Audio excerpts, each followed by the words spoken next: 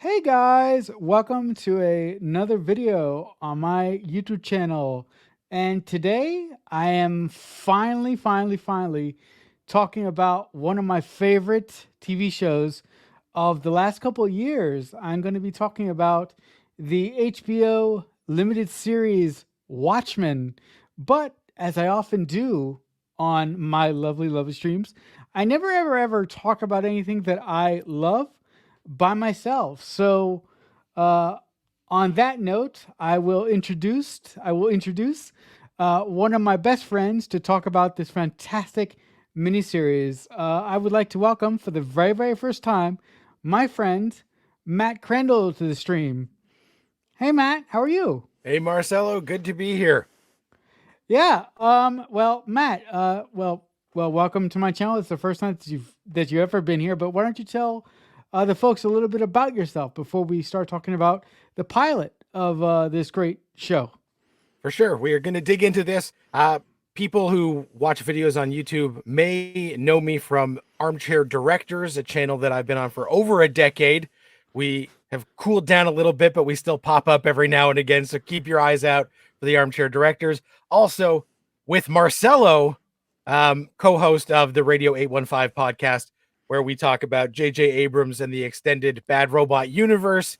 So any fans of Felicity, Alias, Lost, Fringe should definitely check that out because we have recently covered all of those shows in a marathon 2 years of never stopping. We're finally taking a quick break and jumping over to Marcelo's channel here to talk about Watchmen. What was your first introduction to the world of Watchmen? So basically, like a lot of people who are not super into graphic novels or comic books, it was when Zack Snyder was announced as directing the Watchmen movie. And because I was a fan of Zack Snyder, I then sought out the Alan Moore, Dave Gibbons graphic novel of Watchmen and read it before that movie came out, and then went and saw that movie a couple of times. When you found out that this adaptation of Watchmen was going to be a sort of sequel to the original comic, what were your feelings on that? Well, I think you have to do something fresh, and I knew that they had done a comic series that was like more in the universe of Watchmen around the time a little bit before this show started. So they were trying to rebrand, bring the brand back to life. And so I was interested. At first, you start to think like, I don't know if this is a good idea to do a follow up to Watchmen. And certainly there was no point in doing a remake because the Snyder version stuck so close to the text with a few changes here and there.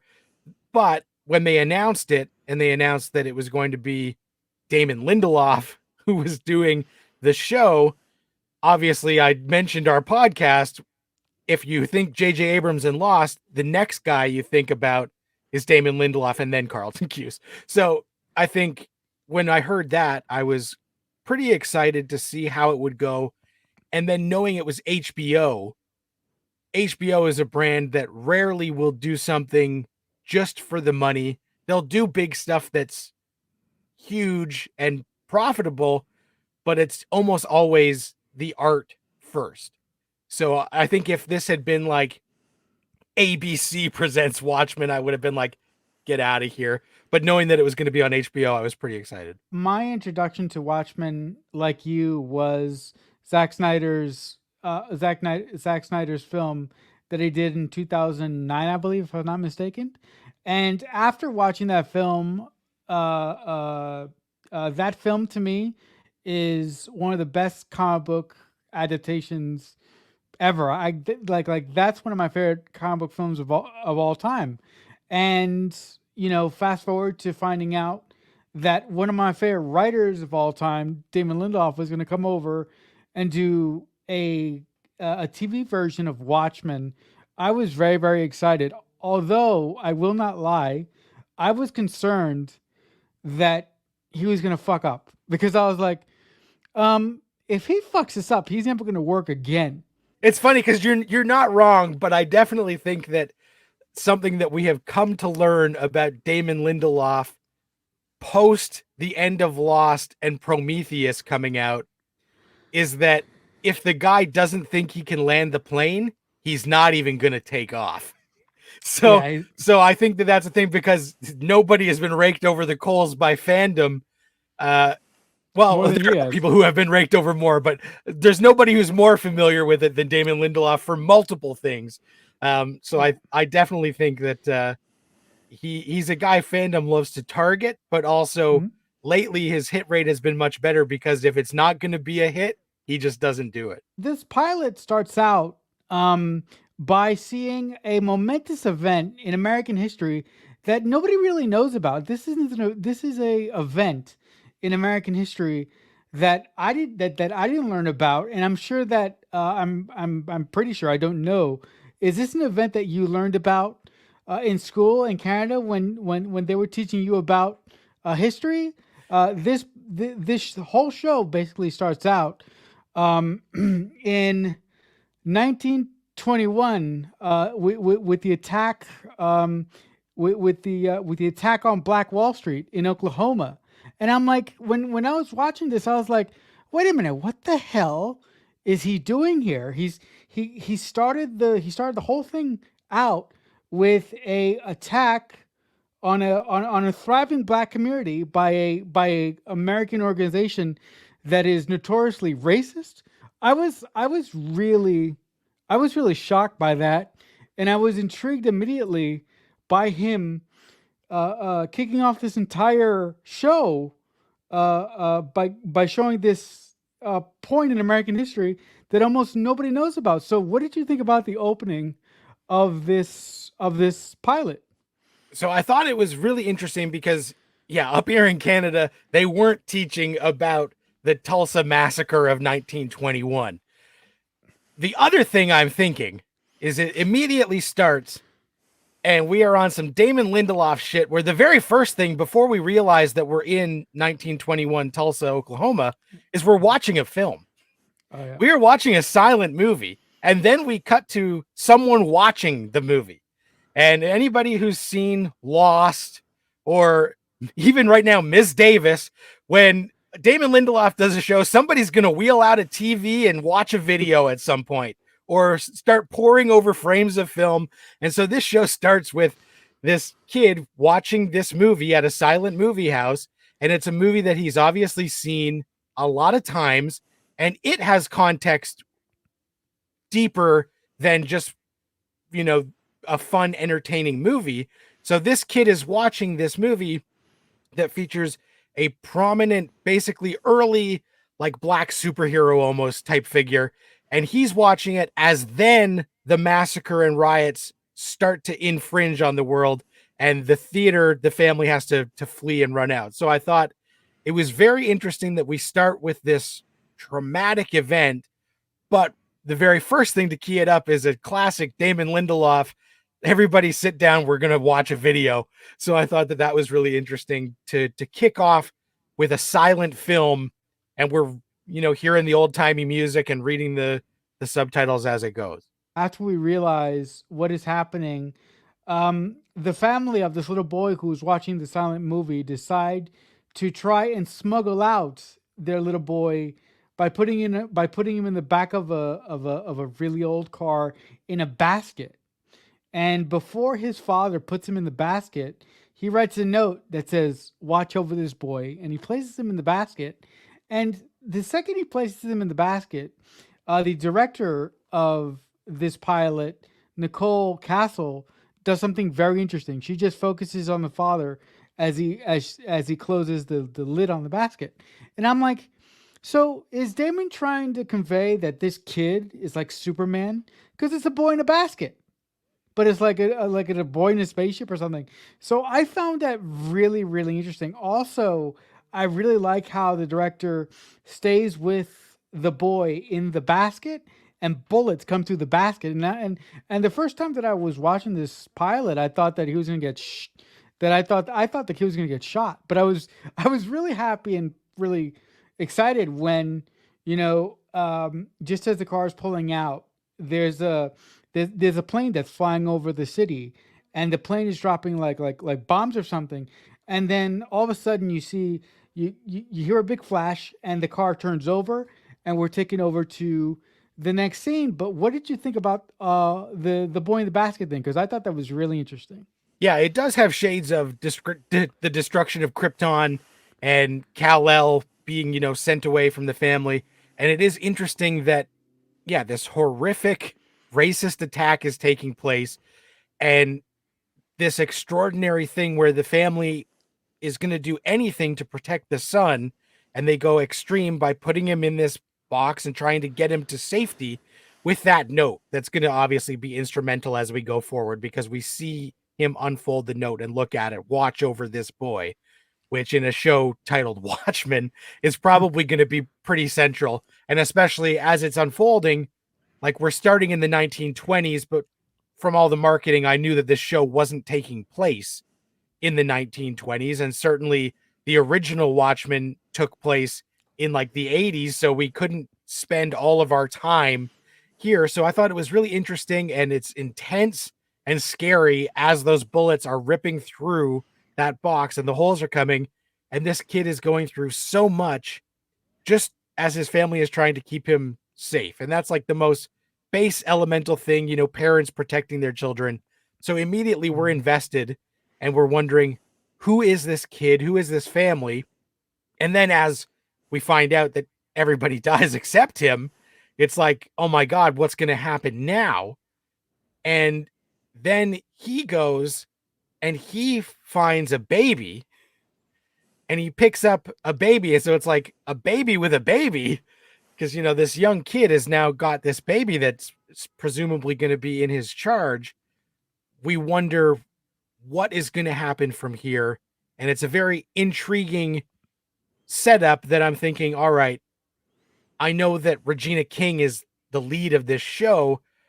Is any of this going to be part of her lineage somehow? Are we seeing, obviously because of the time frame, it wouldn't be like her father or whatever, like her grandfather, or is that baby like her great grandmother or something? So I'm starting to wonder, but I do think that the direction is really tight. It's very intense.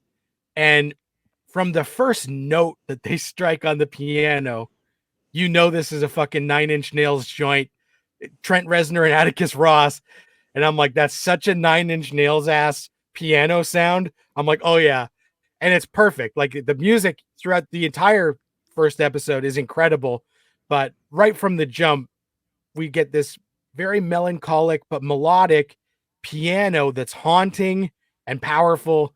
And I think that mixed with just the way that it's so intense and you're in that moment with the kid, um, makes it a very powerful first 10 minutes before we jump to present time.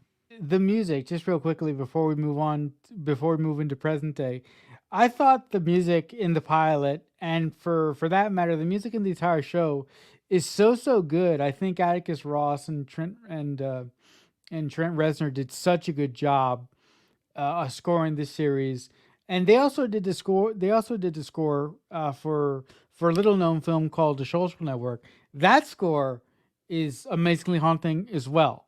So they have a so I think they have like a knack of making really creepy, ominous music for a lot of the things that they do. I rewatched The Social Network last week because I was feeling Oh, like I needed to see it, and still a masterpiece. And yeah, the music in that is a lot more ambient sort of tones rather than full melodies that they're exploring here, but you get the same post-industrial kind of vibe from both. so now we are in present day, and there's a couple things about this. Really, this is kind of really the inciting incident of this first episode. There's a couple of really interesting things. So basically, a truck gets pulled over at the side of the road for speeding or whatnot, and when the officer comes up to the window, there's a couple things that happen right away to let you know that you're in present day, but it's present day, but not present day. The first thing that you notice is that the car that gets pulled over doesn't run on gas. It runs on electricity. Okay, and the second thing that you notice is that when the police officer does the stop and he knocks on the window to ask the guy to roll down the window, he says the date and the time, and he asks he asks the occupant of the car if he consents to being recorded. Okay, so I'm like, that's very, very strange. And then as the scene goes on, you realize that the cop is wearing like a pullover mask over his face. So I'm like, that's really interesting because in the original Watchmen comic, the Watchmen, they had masks. So you're like, oh, so now the cops are wearing masks. That was a very interesting way to start out this scene. That I thought that the scene isn't over yet, and the best part of the scene hasn't happened yet. But what did you think about those? What did you think about those opening moments of this scene? Well, it's funny because I'm always the guy who mentions it, but watching it now, I'm like, oh, when is this taking place? Like July 2020? A cop wearing a mask pulling a guy over? I'm like, that wouldn't phase anyone if depending on the year. But this is a little bit earlier than that, so Right. it's not standard to see everyone wearing a mask over their mouth and nose. But I thought Right. they give us a lore dump because quickly within this opening scene, we realize, yeah, we're in present time because it's an electric car. It's a traffic stop. The cop is wearing this mask, and the guy makes a joke about, why don't you take your mask off? And the cop gives him like a death stare. So we know that this is a thing where police officers do not expose their face. So we can start to connect the dots quickly, even in this scene, which is explored more explicitly with exposition about 5 minutes from now. We can start to realize that in the world of Watchmen, cops are like a targeted group that have to have dual lives. They need to be private so people don't know who they are, because we can't have these evil masked vigilantes killing all the cops when they're just trying to relax on their days off. So I thought that was really interesting. Quickly, we also see that he's suspicious of this guy because he's carrying lettuce or cabbage or whatever he said it was. And he thinks it's something else. And when he is rummaging around in the glove box, we see a piece of cloth that's got a little bit of an ink blot on it that we're like, as Watchmen fans, that looks familiar. And when the cop goes back to his car and phones it in, he says, I need authorization to have my gun released from this car.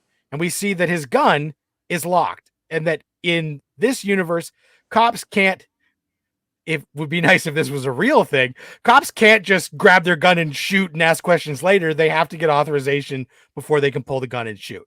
And so he's trying to get authorization, and they say, what are you suspecting? He says, look, this guy seems to me like he's 7th Cavalry, which is the thing that we start to learn is the terrorist organization, or the bad guys of our show who are anti-establishment. And he mentions, I thought I saw a Rorschach mask in the glove box.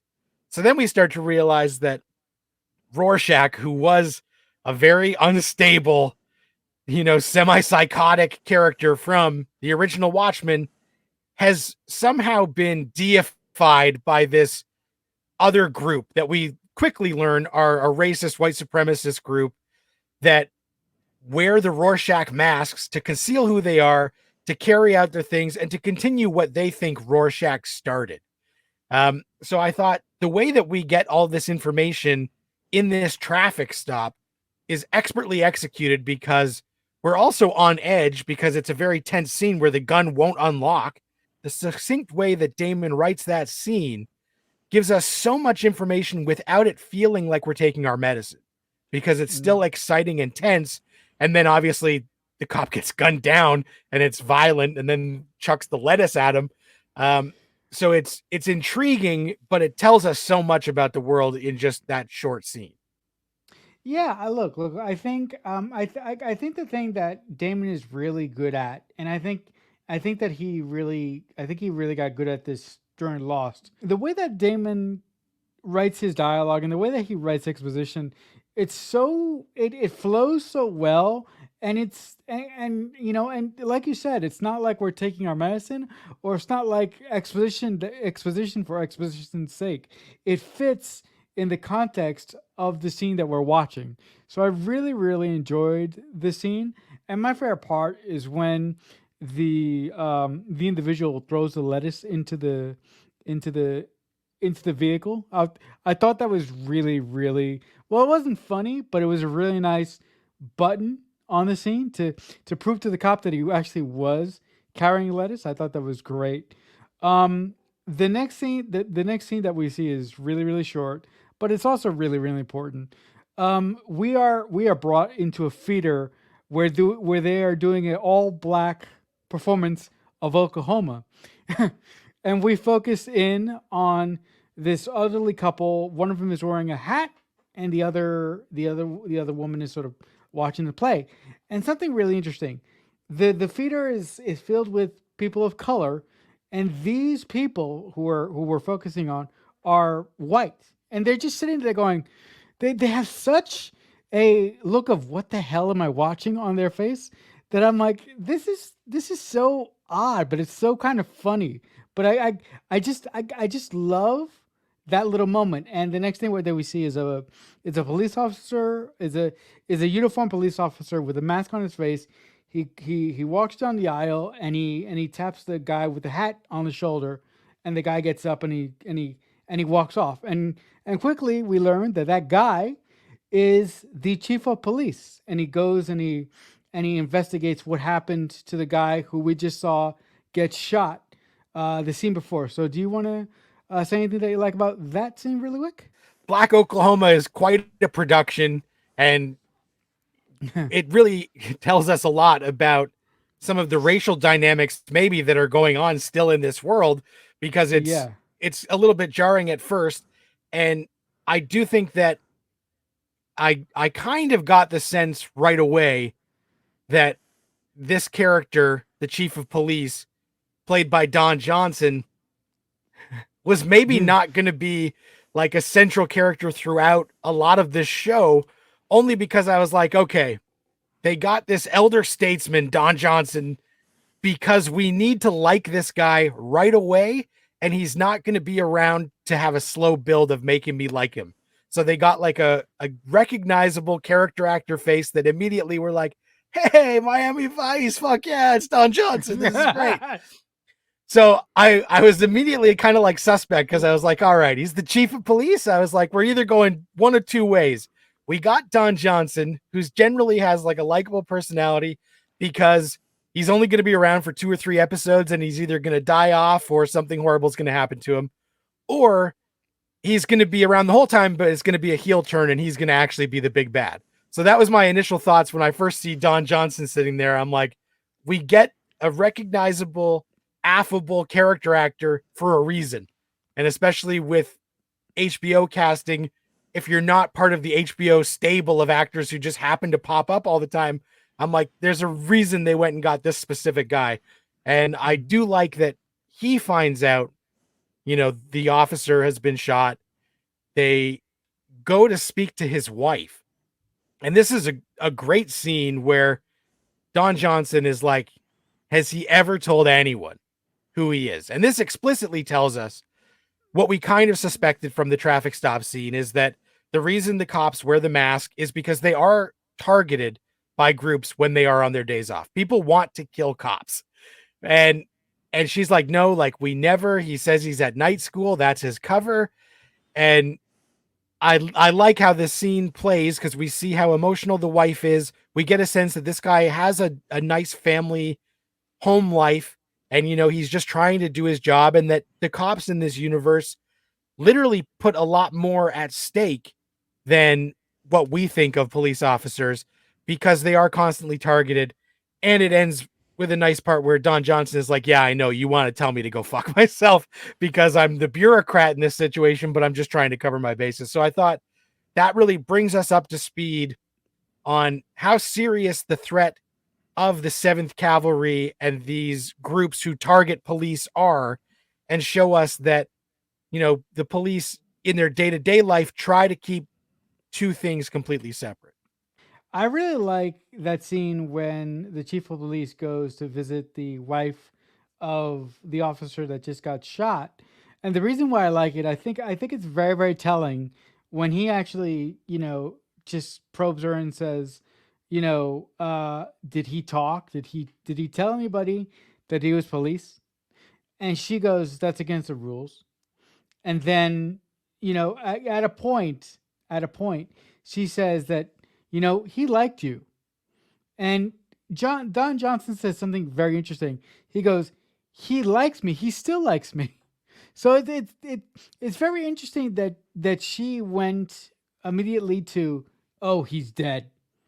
And the chief of police, or Jed is his name in the show, went to, oh no, he's still alive. He's still, he's in surgery. He's gonna be fine. So it's I mean, I think that was a very interesting choice of words that Damon had, Don Johnson saying that particular moment. I don't know. I don't know if you read something else into that, but I thought that was very interesting. Yeah, no, I thought it was interesting too, and it shows that he's more of an optimist than certainly she is in that moment, where she's getting this devastating news that she thinks, like, if he got shot that many times and now his identity might be exposed, that's a wrap. Like, it's kind of all over. And Don Johnson's like, no, no, no, no, no. Like, we can look on the bright side here. The glass is still half full. He's still alive. And so I thought that really does tell us a lot about that character's outlook on life, even though this is the profession he has chosen. So now, the next thing that we see is a woman played by Regina King. She's doing like a bring your parent to work day kind of presentation, for a bunch of school kids, where she is doing a presentation with eggs, and she's taking eggs from one jar and putting them into another. And I'm like, and the thing about the thing about this scene is not about the eggs. This scene,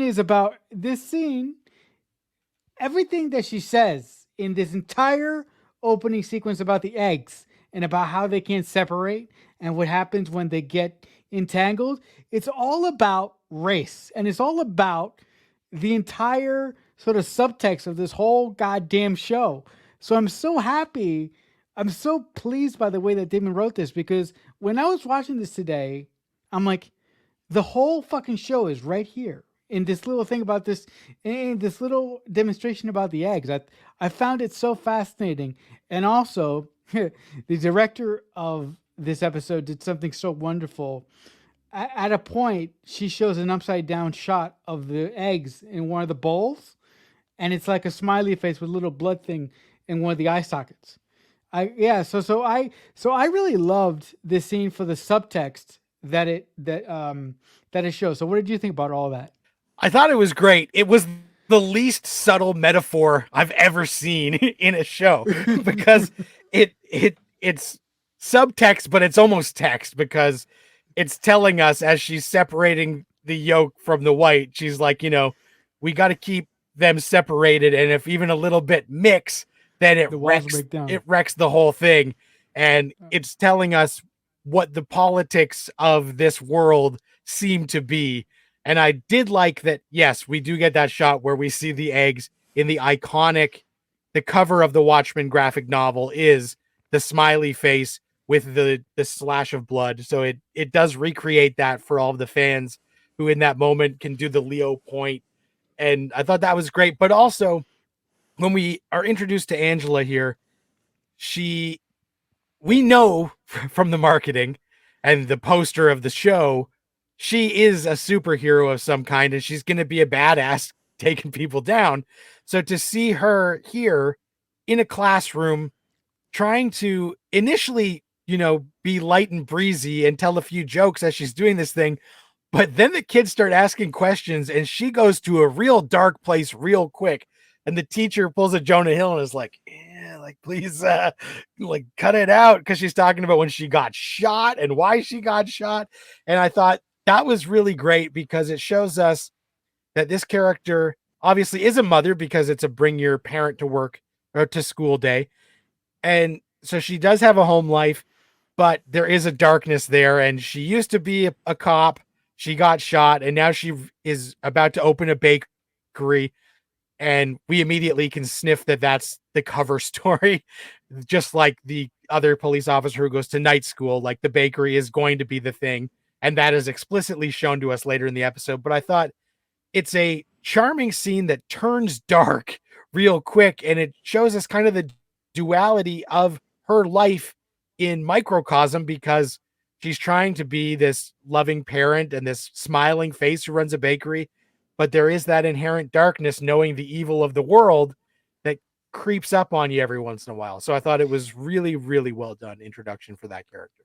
What did you think? There's two there's two little interesting there's two very little interesting things in this scene that I thought was interesting.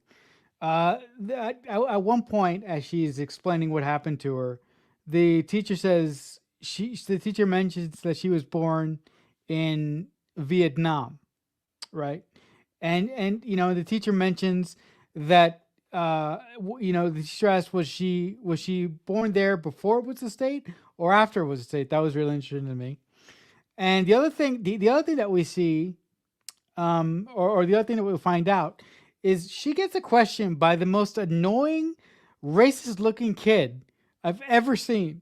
When she mentions that she wants to that she eventually thought it would be safer to bake some cakes than to get shot, she said that she got a bunch of money together and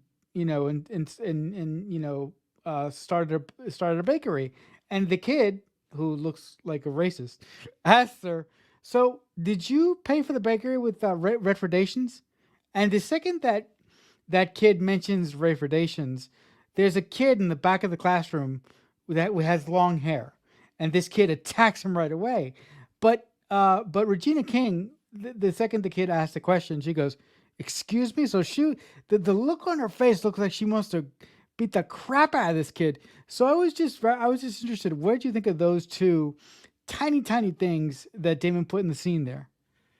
Yeah, it's nice because it shows us that there is more to this world, that obviously in this universe there are kids who are being indoctrinated with racist rhetoric at home and bring it to the classroom, and we don't know exactly what he means by Redfordations, but by the response of the child in the classroom, who obviously we find out shortly after is Regina King's kid, we are knowing that that's not a nice thing to say. And by the response of everyone, it's like, oh no, why did they say that?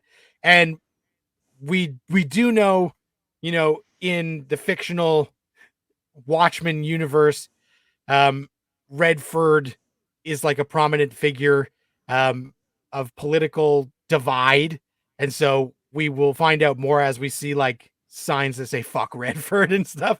So I thought that dropping just a little hint of this, but showing that it's not something that has gone away. Even the youngest generations in this classroom have different ideologies. So it's a rocky road ahead for the different sides, because kids are constantly being groomed by their parents to believe certain things and say things that maybe are wildly inappropriate, but we don't know the full ramifications. We can just judge based on how everyone reacted to that moment. The next scene up is really quickly. We're not going to spend too much time on it, but it's a scene where our lead character, played by Regina King, is driving home with her child who attacked the racist kid in the classroom 2 seconds ago. And all of a sudden, squids start falling from the sky. Squids, little baby squids. So when I was watching this back in the day, I'm like, what the squids? What the hell is this? So just really quickly, Matt, what did you think of that?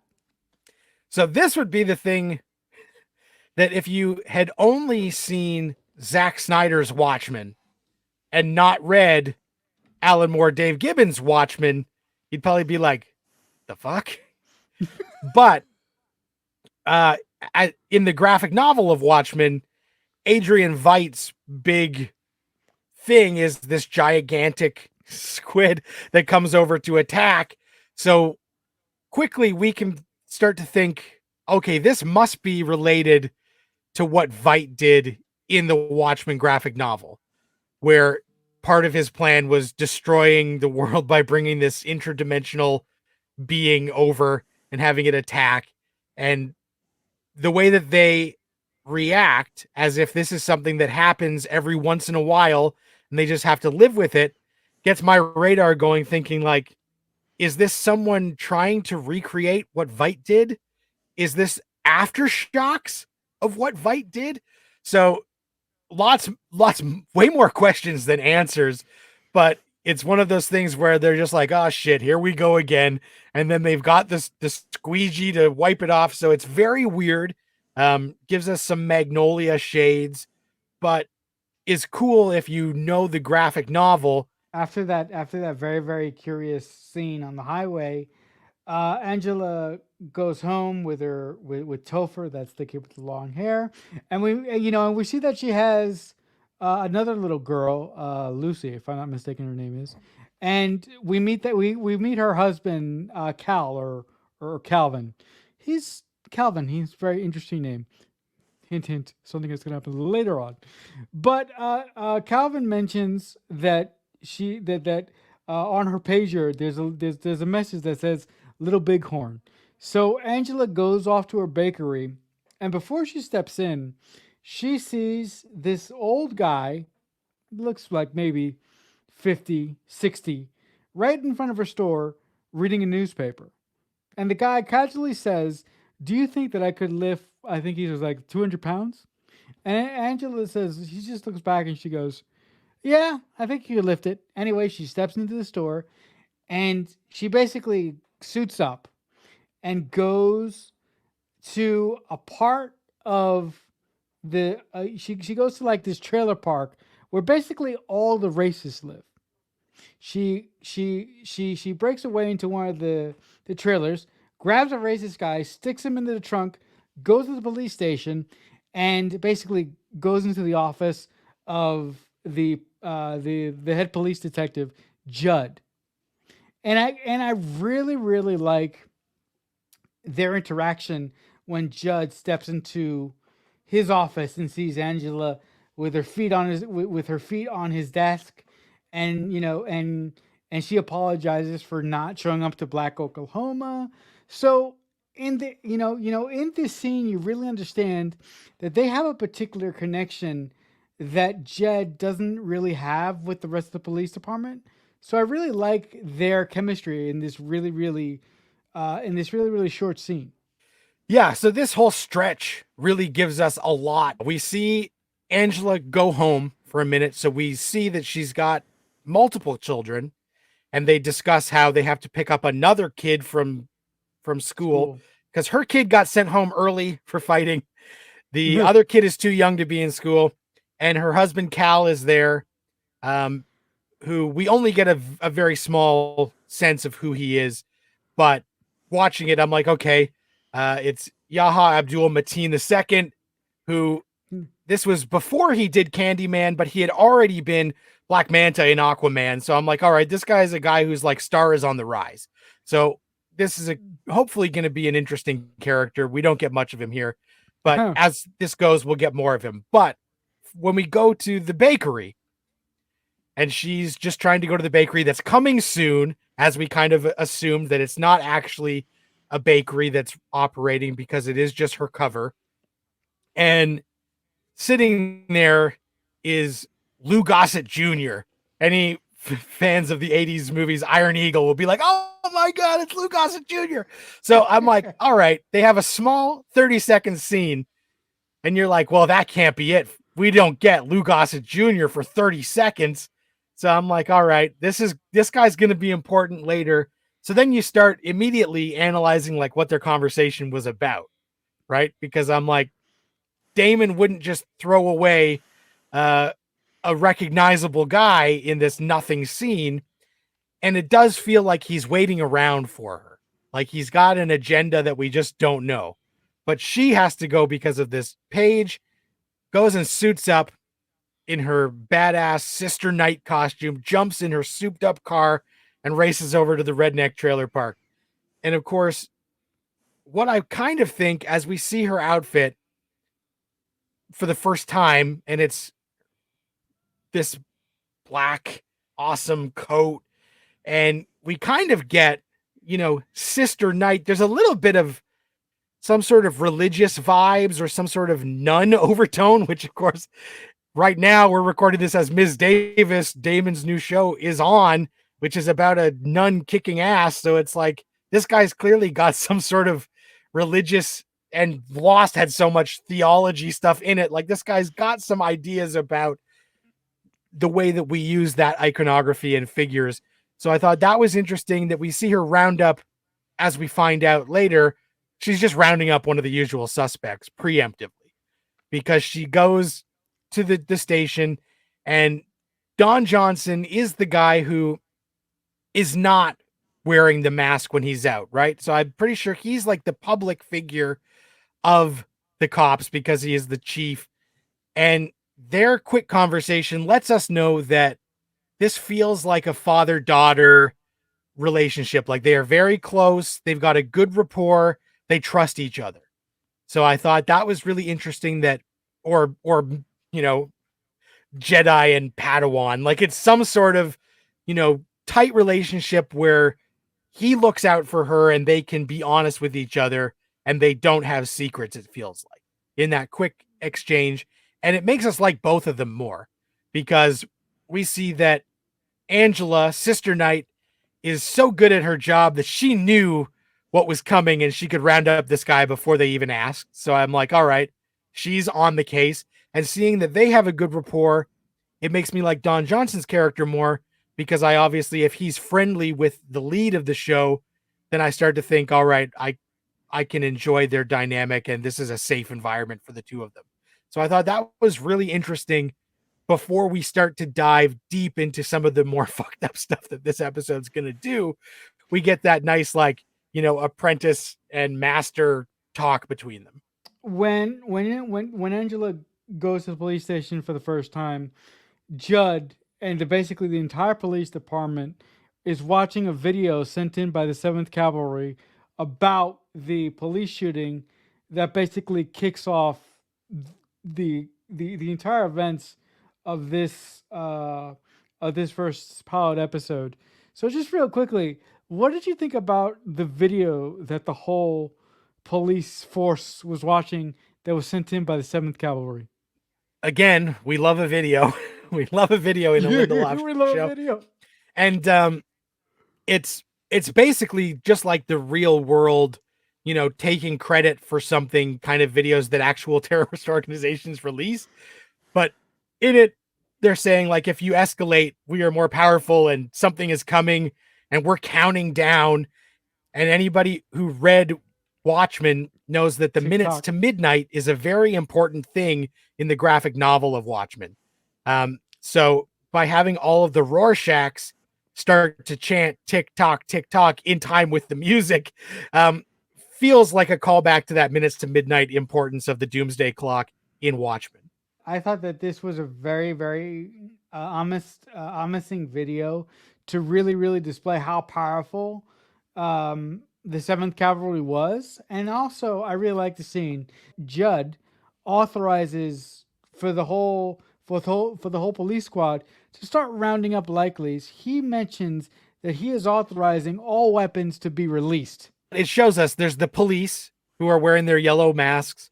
Then there are the masked vigilante contingent because we see in the crowd Red Scare and Looking Glass and these people sitting there who are different than the uniformed policemen.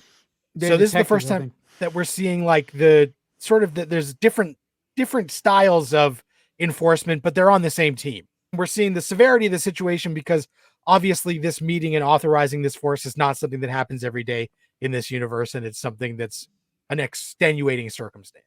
The next thing that happens is really interesting. What basically happens is that our main character Angela takes the racist guy that she rounded up in Nixonville, and she puts him in a very, very interesting interrogation pod, where one of our lead characters by the name of Looking Glass sits down and basically interviews this guy in like this awesome shuttle thing that belongs in like Star Wars or something.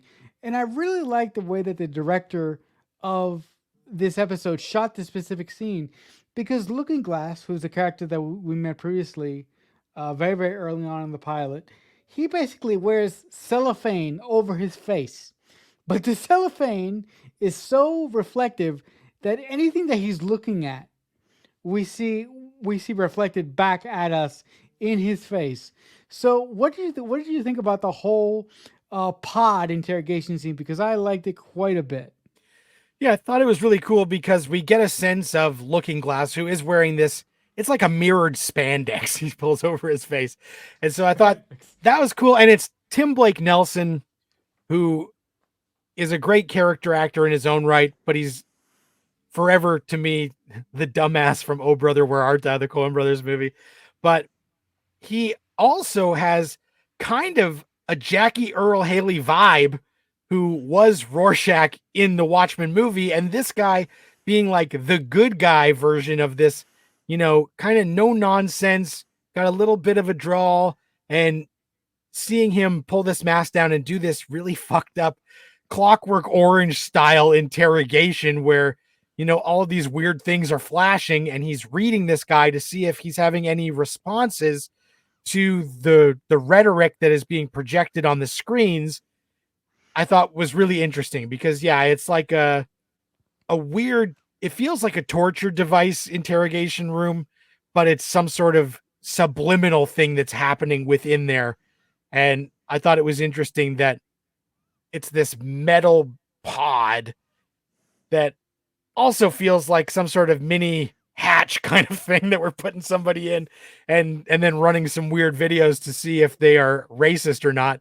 And he comes out and he's like, yeah, the guy said he's not, but he failed the Voight Kampf test. He's racist as hell. So I thought that was really interesting, and it's played really well, but has a couple of good laughs at the very end there. Okay, so the next thing that happens after Warshak says, I'm sorry, I said Warshak. After Looking Glass says, I'm gonna say He's that got out a loud. Rorschach vibe to him, Yeah, just the yeah, good version. yeah. After so basically after Looking Glass determines that this guy is involved with the Seventh Cavalry, Angela takes him and beats the crap out of him in a room somewhere in the station, and she determines that the guy that they're looking for, the guy that shot the detective on the traffic stop at the start of this pilot, or close to the start of this pilot, is on a farm somewhere, and that's where they can find this guy and they can find the Seventh Cavalry and they can figure out what the hell is happening with the Seventh Cavalry because until before this episode, the Seventh Cavalry was basically quiet for like 3 years. So this event caused them to come out of hiding for some particular reason. So that's a question of why they came out of hiding now, and that's a question that we're going to get answered as the series goes along here. But I really love this scene of the cops storming the farm and having the cavalry start shooting the poor cattle. I thought that was a really really good action scene that leads into possibly one of the best moments of the pilot within itself. What did you think of that? Yeah, I think this is sort of the big action set piece of the episode outside of the opening. And it is interesting as they're going to this farm because they've got to do this big mission. And we know it's not going to be as simple as they're going to be able to wipe out the Seventh Cavalry in the premiere episode. So I'm enjoying the action and like it is exciting, but we start to wonder like how is this going to go sideways? How is this going to go bad? And then we see how it plays out. But I thought the direction was really tight. The music in these moments is great, and the visceral intensity of the action is quite well done. Yeah, but you know one of the interesting points about this scene after we sort of move away from the field and Angela and Red Scare dealing with what they're dealing with on the field, we go inside to one of the houses on the property, and there we see a whole gaggle of Seventh Cavalry members, and they're taking batteries out of watches. So you're like, what the hell are they doing with little tiny watch batteries? And you're like, the fuck are they doing?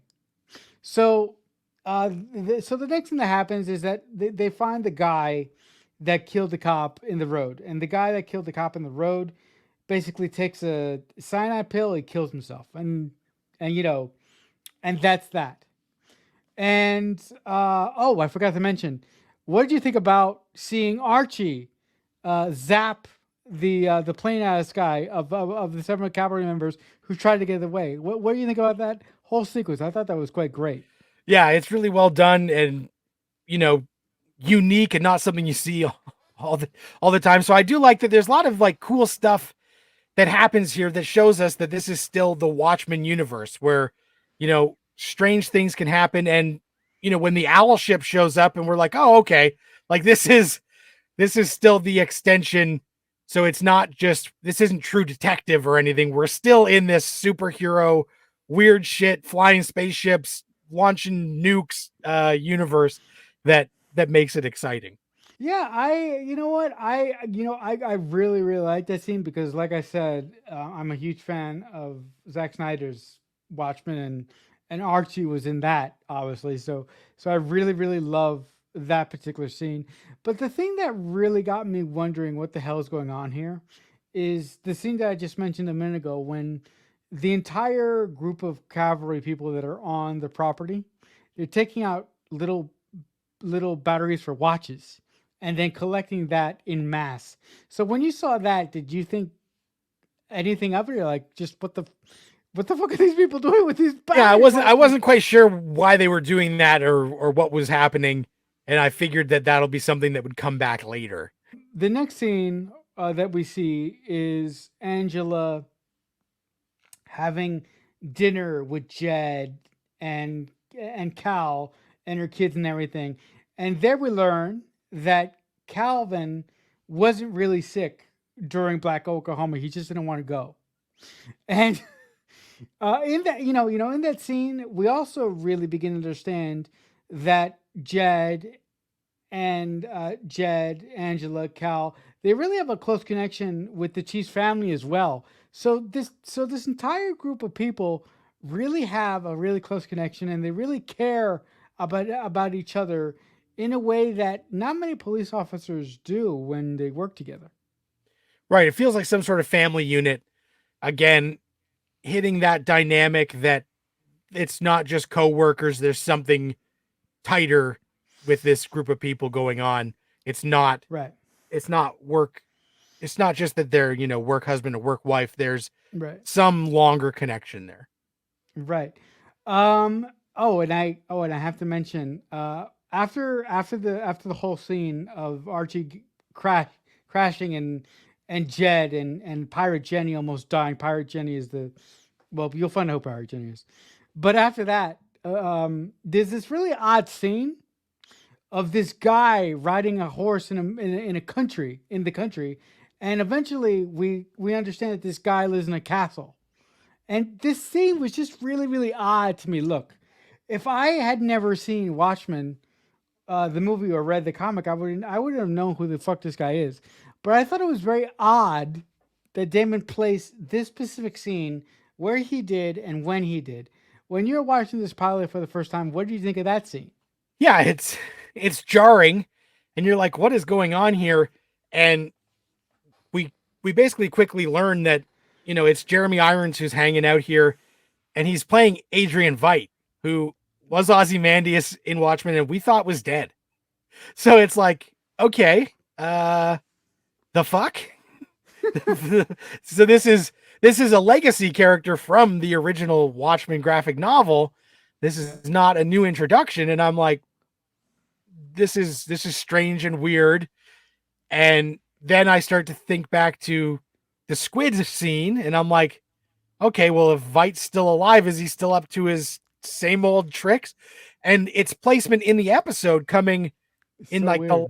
the last stretch of it, you're just like, huh, this has got to be laying groundwork for something bigger to come, and just we're dipping our toe into the weirdness of Jeremy Irons hanging out at this castle for seemingly no reason in this episode, but obviously not going to be no reason.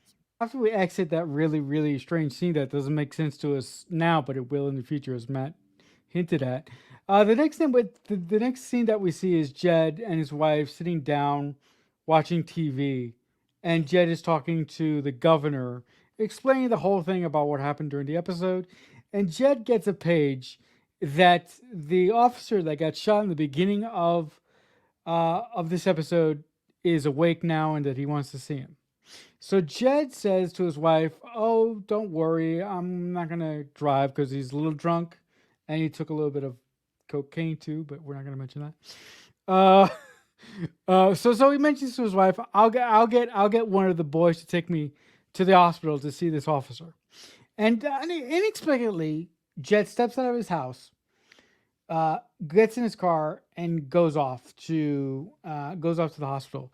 But while he's in the car, this is very telling. At least to me, I want to know what you think about it. While he's in the car, he is listening to NPR, and the people that he's listening to on NPR are seem to be very, very violent and very, very anti-establishment. So I was interested. I was interested as the scene was playing, as the scene kept playing, and when you realized what he was listening to, was that a big signal to you that there was something wrong, or there was something more to Jed? Obviously, you hinted at the beginning of this episode that the moment that he was introduced, you knew that he wasn't, you know, that there was something suspect about him. But what did you think about the choice of radio station that he was listening to while he was driving off to the hospital? Right. Well, it immediately makes us think, is he listening to this because he agrees with this and he likes this? Or is he listening to this to like hear what the other side thinks? But it's played in a way that I don't think we know a definitive answer, but you start to get some suspicions where you're like, huh, why is this guy? It would be like me just kicking off my shoes and watching Fox News for some reason and being like, yeah, which is not what I do. So I thought it was really weird, but obviously everything in a first episode of a mini series is going to be something that comes back. There won't be any scenes that don't add up to part of the greater overall picture. So being a savvy TV watcher, we start to think, oh, and because, like I said, you got Don Johnson for a reason. It's either he's going to be, taken out really quick, or he's going to have some sort of heel turn that we won't see coming, or could it be both? Yeah, I mean, to be honest, when he was driving over to the hospital to see this officer, and I heard the NPR radio, I was like, "Huh, that's very odd." Because all throughout this episode, Judd, he's very charming. He's very likable. He's very Don Johnson likable. So you're like, it's like I could never see this character being an ass. So I was very, very concerned. Anyway, the next thing that happens is that all of a sudden, his car gets a flat. He gets out of the car. He starts walking down the road a little bit, and he notices that somebody put spikes in on the road. So you're like, "Oh shit, what's gonna happen?" He turns around, and this bright light blinds him, and that's it. The next thing that we see is Angela is basically getting it on. She gets a call, and the guy that calls her is the guy that she met at the guy that calls her is the guy that was outside of her bakery shop uh, uh, uh, earlier on in the episode, and she basically says, "Who are you?" The guy says, "I already know who you are, and there's something that you need to see." So Angela goes to to to where this guy wants her to go to, and she ends up going to the spot where Jed got pulled over, where Jed got where Jed's car got the flat tire, and we discover that Jed is hanging from a tree, and all that we see is this old guy with this light and this note on his chest. And here's the kicker, guys. The note on his chest is the note that the little boy had in the beginning of the episode that says, "Watch over this boy." So we understand now that this old man is the boy that we met in the start of the pilot. So, Matt, what did you think about the final moments of this episode?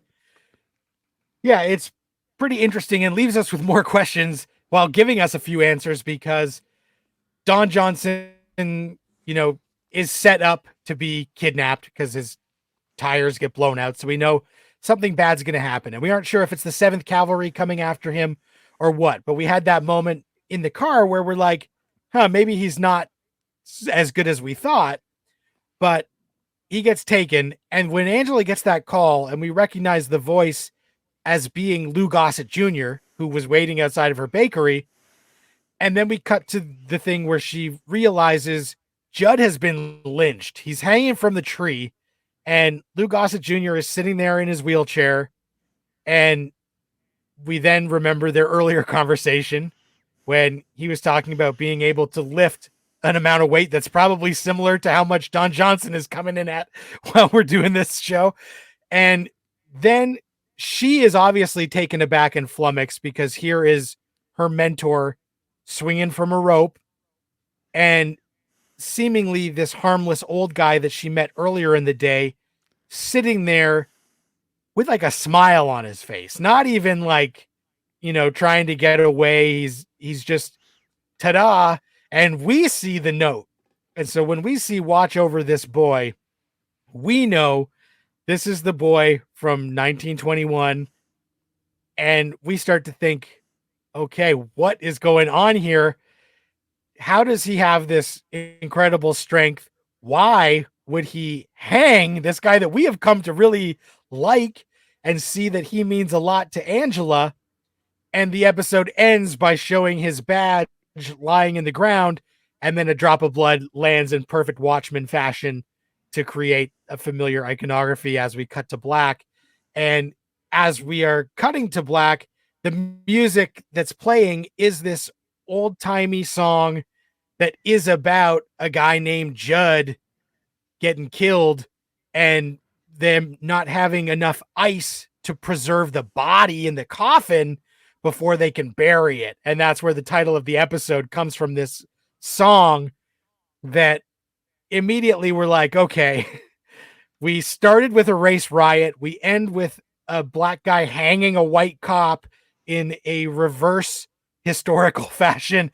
That there's a lot more on this show's mind than just superheroes. But yet we had a good time getting there because we had some snappy dialogue and interesting action sequences. What are you thinking as the episode ends with this moment of Angela realizing what has happened to her mentor and who did it? He's not even trying to hide or pretend it wasn't him. Yeah, look. There are several things in this episode where I'm going, "What the hell are you doing, Damon?" But again, like you mentioned, the one thing that Damon Lindelof is very very good at, and you also mentioned it, he's very good at laying hats on the ground, and he's very good at mostly of picking them up and making them make sense later on in the story, in the story that he happens to be telling. And I thought that this episode was very good at introducing the world, letting us know what we're in for. But the other thing that it was very good at is building mystery and letting us know, like you said, that this was not going to be your standard superhero television show. That this show was going to try and give us our cake, but also give us our vegetables as well, and race to, and in reference to what it has to say about society. So in the last sequence, when we see Judd hanging from a tree, I'm really wondering how in the fucking hell did this guy get Judd up there on the tree? Because this guy is like 50 or 60 years old, so I'm like, there's no fucking way he can do that. So I was like, wait a minute, is that? I was thinking for a split second, is that guy Dr. Manhattan? Like, no, this first of all, Dr. Manhattan can't change his skin color. Like, why would that guy be Dr. Manhattan? I don't know what made me think of Dr. Manhattan. Obviously, of course, I thought of Dr. Manhattan because of Watchmen. But I was like, maybe this guy isn't an elderly dude after all. Maybe he's a superhero we've never heard of before. Maybe he's a superhero from the Watchmen comics that will be revealed. So I was really excited by this last scene, and it gave me more questions than answers but it gave me more question and answers in a happy way, I thought. Yeah, I definitely Manhattan didn't enter my mind at all, but I definitely thought that it felt like a very Lindelofian thing where we get answers, but there's more questions because of those answers. So I thought that is definitely the established bad robot lost style of storytelling where, yeah, we'll give you the answer to a question you had, you know, who is this boy? He's this guy. But then we're like, but how did he do this? And why did he do this? So it's like every answer produces three more questions. And I really thought that overall, for a first episode, there's enough familiar iconography from the Watchmen previous film and graphic novel that if that's why you're watching, you can get invested. The performances by Regina King and Don Johnson are so charismatic that if you are new to this and don't care about the history, you can get invested. There's some decent action. The directing by Nicole Cassell is really sharp, really tight. It's not overly showy, but it's not underly showy. So I thought it was confident and strong. And obviously, she directed a couple episodes of The Leftovers with Damon. So they had a good relationship going into this. And then just the score adds so much to this show that, like, I don't think you can undersell it because Nope, at you every can't. moment, the music is just perfect. There's a reason why, like, they released, this was one of the first TV shows where they released like every episode album worth of music onto the streaming services because people were like, the music is just fucking incredible. Um, so I thought that all of the production value, it shows that this is not some cheap cash in of IP and that it's going to be a very edgy, thought-provoking show that if that's not how you like your superhero things, then this show isn't for you. But you should have known that by the fact that this is HBO. this is this is what HBO does. They do things that are thought-provoking and subvert your expectations. And that is what Watchmen did when that graphic novel was released.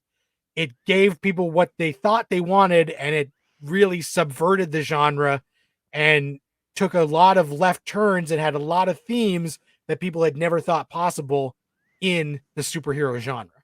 HBO for a while wanted to do a Watchmen show or wanted to do something with Watchmen after Zach had done his thing. And HBO approached Damon 3 separate times or 4 separate times about doing this. And Damon, all 3 times, said no because Watchmen to him was that defining story that he read when he was a kid that made him want to kind of be a storyteller. So Watchmen to him is like his monolith. So for him to do an adaptation of something that he loves so much is really really telling to me because he would be the last person on the planet who would want to fuck up Watchmen.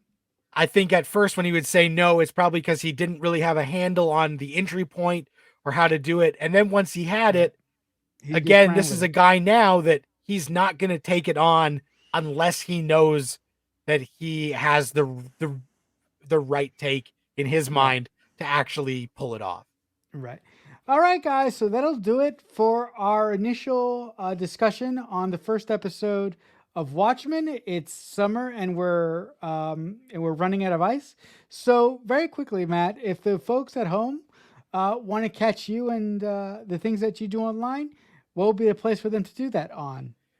You can yell at me on Twitter at Matt Crandall, and that's a good spot there. If you guys want to catch me and yell at me, you can just reach me on Twitter. I'm at CreekFanatic88. But until next time, I want to say thank you. I want to say a big thank you to my friend Matt for coming on and talking Watchmen with me. I really had fun.